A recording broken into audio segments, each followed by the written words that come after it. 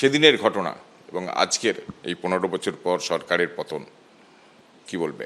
আমি একটা প্রশ্ন করেছিলাম, আমি তখন অনেক ছোট ছিলাম, আই থিঙ্ক 22।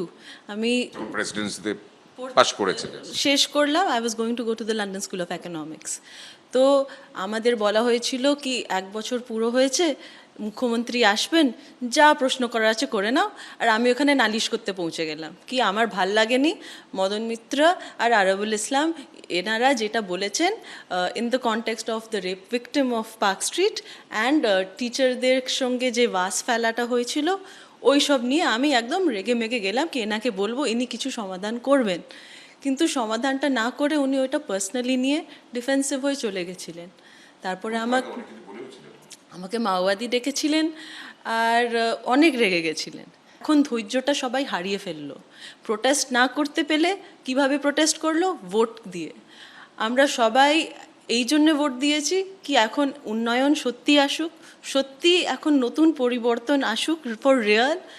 আর এই যে এত পলায়ন হচ্ছে, লাইক মাইগ্রেশন হচ্ছে বিকজ অফ, লোকজন বলে আনএমপ্লয়মেন্ট, বাট আনএমপ্লয়মেন্ট না একটা ন্যাশনাল ইস্যু। এইখানে কিন্তু পুরো ইন্ডিয়ার লোকজন এইদিক ওইদিক করছে না, বিহার বেঙ্গল এই সব রাজ্যের হচ্ছে। এটা কিন্তু আমাদের একটু অ্যানালিসিস করতে হবে কেন হচ্ছে।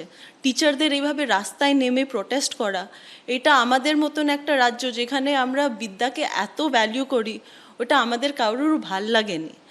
তো আমার মনে হচ্ছে এইটাই, এই ফলাফলটা আমরা এইভাবেই দেখি কি মানুষ ধৈর্য হারিয়ে ফেললো আর এইবার চাইছে কিছু একটা ভালো হোক। আর আই হোপ আমরা একটা নতুন চ্যাপ্টার এবার শুরু করতে পারবো।